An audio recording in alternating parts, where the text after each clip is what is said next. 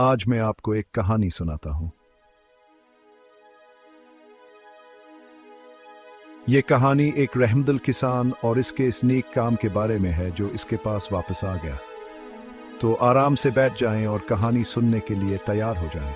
एक दफा का जिक्र है, एक छोटे से गांव में एक किसान रहता था। ये किसान अपने रहमदिल और नरम तबीयत की वजह से बहुत मशहूर था। वो हमेशा दूसरों की मदद करता था, चाहे वो अपनी फसल बांटना हो या किसी की मदद के लिए हाथ बढ़ाना हो।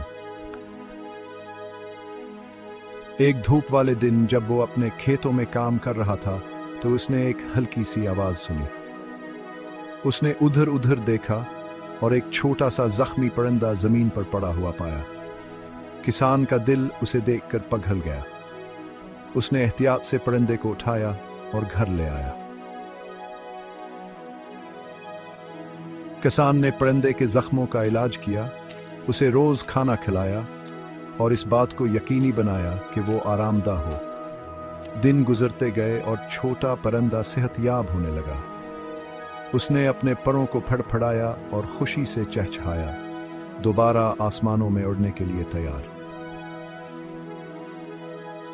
किसान ने अपनी खड़की खोली और परिंदा आजाद और खुश होकर उड़ गया।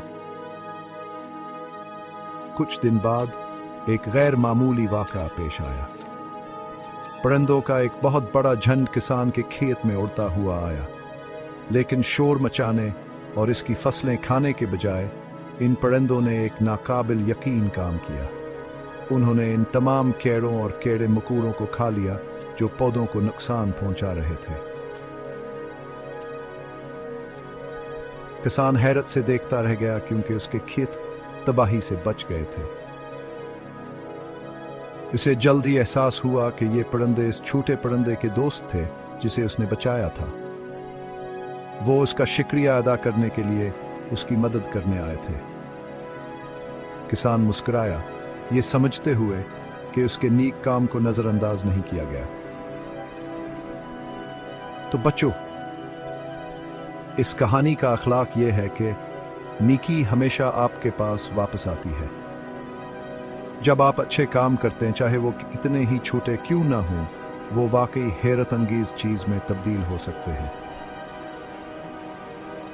तो हमेशा मेहरबान और मददगार बने, क्योंकि अच्छे काम कभी भी ज़ाया नहीं होते।